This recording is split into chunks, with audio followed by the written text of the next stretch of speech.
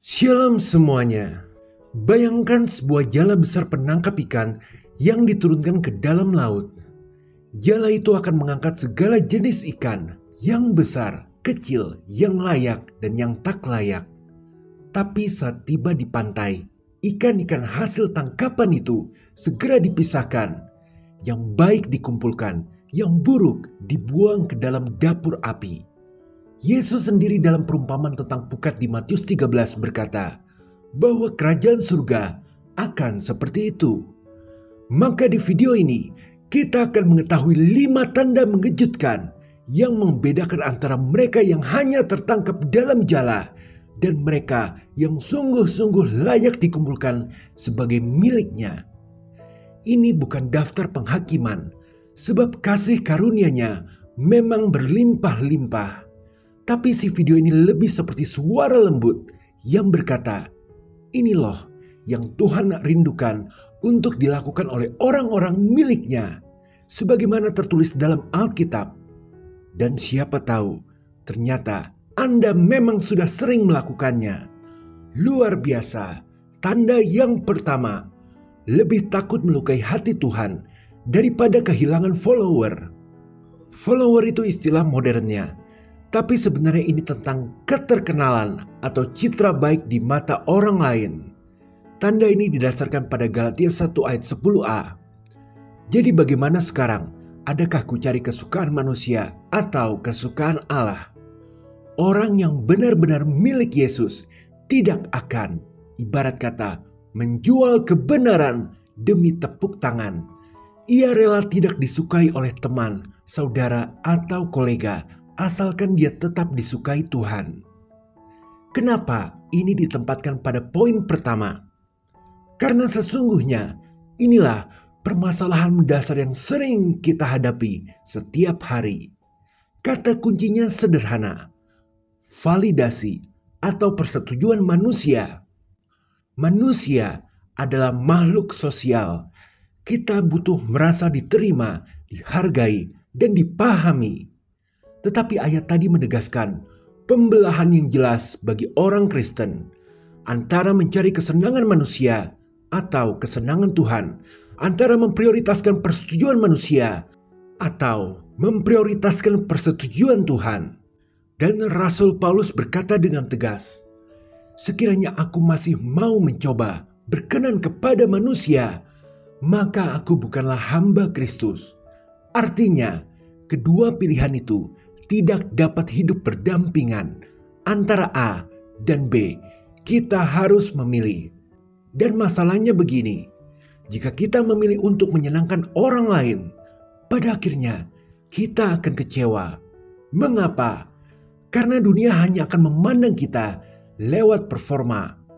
Jika kita menarik, pintar bicara, atau kaya, dunia akan memuja kita. Tapi begitu kita sedang susah, kecil, atau bermasalah, sindiran, penghakiman, atau penolakan bisa datang tanpa ampun. Kita tahu lidah manusia tidak bertulang, opini orang lain sangat mudah berubah-ubah. Jadi jangan heran kalau hidup kita yang tadinya dipuji, tiba-tiba bisa dihina karena sesuatu yang kita lakukan. Maka sudah jelas, kesalahan terbesar dalam hidup orang yang bisa menyebabkan penderitaan panjang adalah ketika dia terlalu haus akan validasi manusia, sampai-sampai meletakkan persetujuan manusia di atas kehendak Tuhan. Padahal hanya di dalam Tuhanlah orang dapat menemukan identitasnya yang sejati, yang dikasihi, yang diciptakan dengan ajaib, dan yang aman di dalam Yesus. Jadi kesimpulan dari tanda ini, orang yang benar-benar milik Yesus akan memahami bahwa hidup selalu membutuhkan keberanian untuk terus memilih Tuhan dalam skenario hidup sehari-hari dibandingkan validasi dari manusia.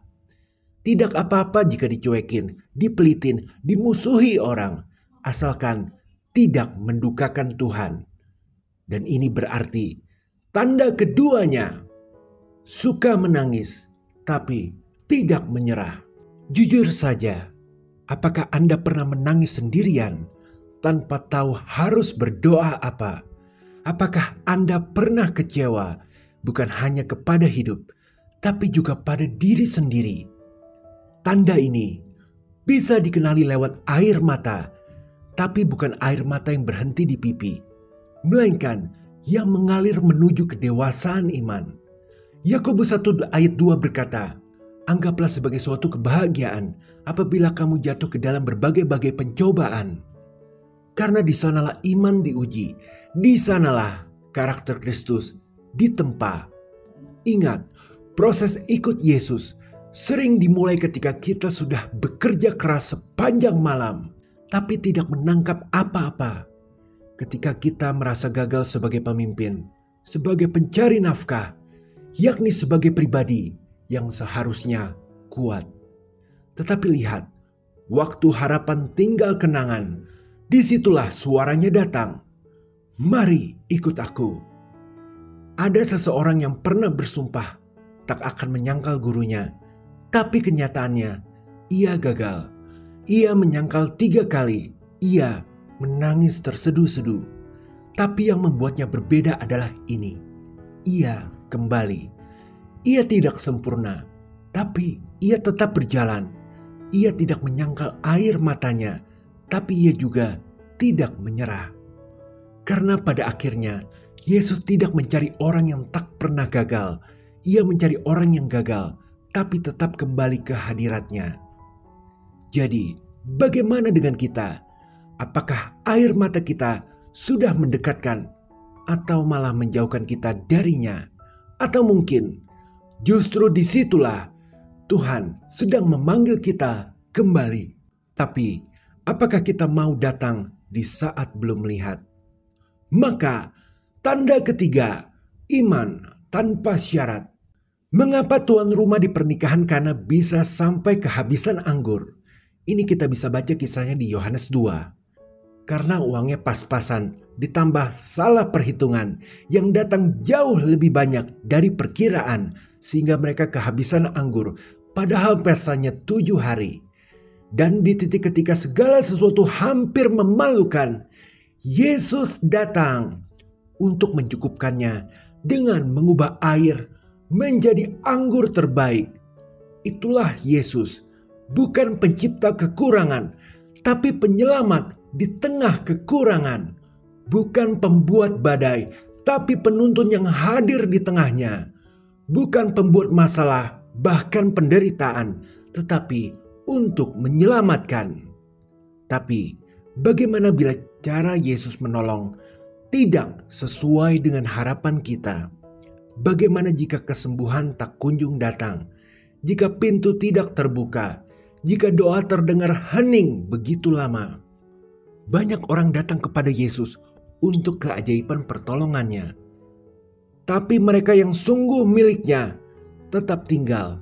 Bahkan ketika keajaiban itu belum datang. Mereka tidak membatasi Tuhan pada pertolongan. Karena bagi mereka Tuhan itu cukup. Pasti yang terbaik, tidak akan meninggalkan. Bahkan saat segala harapan sedang belum terpenuhi. Tanda ini didasarkan pada Habakuk 3:17-18. Sekalipun pohon ara tidak berbunga, pohon anggur tidak berbuah, hasil pohon zaitun mengecewakan. Sekalipun ladang-ladang tidak menghasilkan bahan makanan, kambing domba terhalau dari kurungan, dan tidak ada lembu sapi dalam kandang. Namun, aku akan bersorak-sorak di dalam Tuhan, beria-ria di dalam Allah yang menyelamatkan aku. Jadi inilah iman tanpa syarat itu. Iman yang tidak butuh jawaban dulu untuk tetap mempercayai pribadinya. Karena yang mereka cari bukan hanya keajaiban dari tangannya, tapi wajahnya.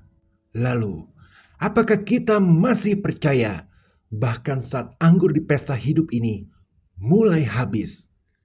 Mudah menjawab iya, tapi kebenarannya dapat terlihat di tanda keempat, menjadi manusia kasih. Ini bukan soal seberapa sering kita berkata, Tuhan itu kasih. Tapi seberapa sering kita menjadi kasih itu di tengah dunia yang keras dan dingin. Siapa saja bisa menghafal ayat Alkitab, Tetapi tanpa kasih yang dihidupi, Alkitab hanya menjadi buku kuno. Tapi hati yang mengasihi, itulah yang Tuhan perhitungkan. Tapi bagaimana jika orang yang harus dikasihi adalah orang yang paling tidak pantas dikasihi? Bayangkan sejenak, ada seorang Yahudi di zaman Yesus, di mana bukannya memperjuangkan nasib bangsanya, ia justru bekerja sama dengan penjajah Romawi, mengambil pajak dari rakyatnya sendiri, dan seringkali melebih-lebihkan jumlahnya demi keuntungan pribadi. Dialah pemungut cukai yang bukan hanya dibenci, tapi sudah dianggap pengkhianat. Tapi Yesus tidak hanya melihat reputasi, ia melihat hati. Dan ketika orang banyak ingin mengusir dan menyakiti, Yesus malah duduk makan bersama dia. Ketika orang lain menunjuk dan mengutuk, Yesus memanggil dengan lembut, "Ikutlah aku." Itulah kasih yang sejati, kasih yang tidak memilih-milih penerima, kasih yang tidak menunggu orang berubah dulu baru diterima.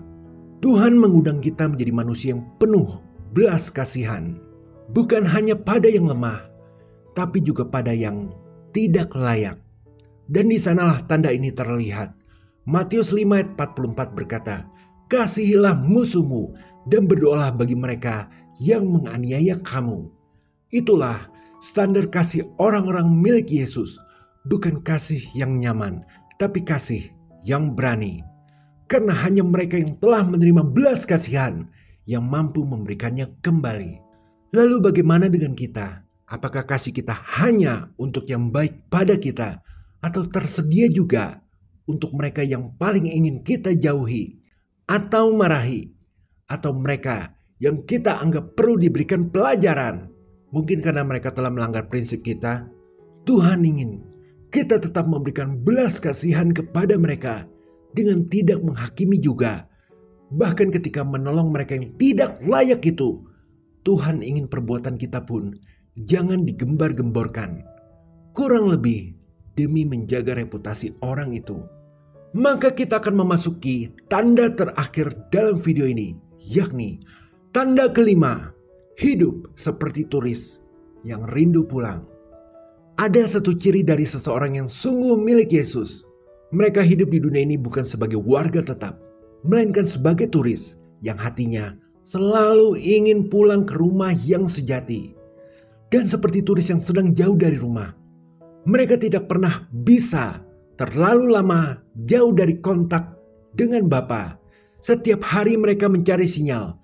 Mereka butuh koneksi lewat doa, lewat firman.